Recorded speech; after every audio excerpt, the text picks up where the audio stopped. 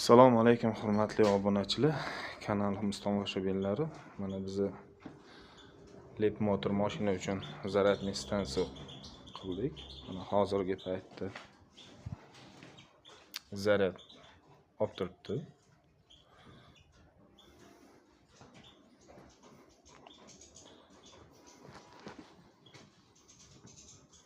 Mana o'zini maxsus blokini qo'ydik.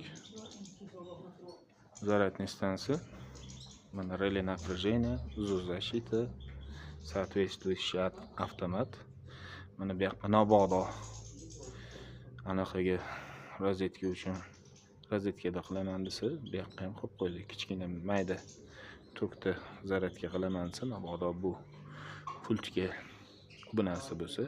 Tak, zazemleniyani amalga oshirdik. Mana yerdan olib kelib, bu yerda ko'lab 3 metrli shtirni qoqdik. Medni shtirni. Demak, mana zaryadniy stansiyamiz amalda ishlab turibdi. Keyin endi biz bu yerda hozir tokka stabilizator o'rnatdik.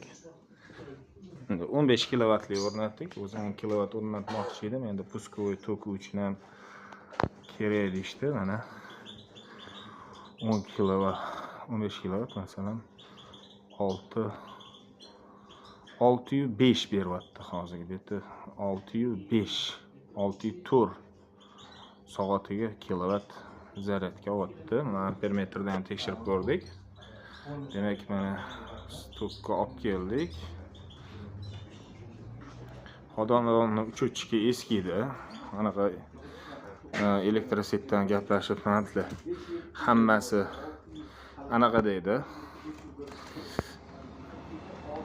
Alumin deydi. Biz secheniyani ko'tarib, qayta secheniyani ko'tarib, mana bu joylarni alohida ulab, mana bu zaryadniy stansiyaga ketyapti. Tepadan. Mana zaryadniy stansiyaga keldi. Zaryadniy stansiyani hozir ko'rganingizda, mashina quvvat olyapti. Demak, bu yerda shunaqa bo'ldiki, mana bu yerga qo'yganda, bu yoqqa 4 kilovatli 4 secheniyali alyumin simidi olib tashab, yana yangi tepaga 2 ga 10 da olib keldik.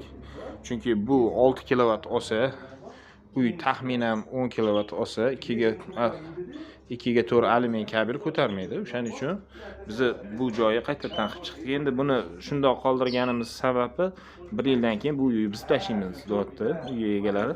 Shuning uchun hozir временный qilib tur, keyin chiroyli qilib shit qilib berasan.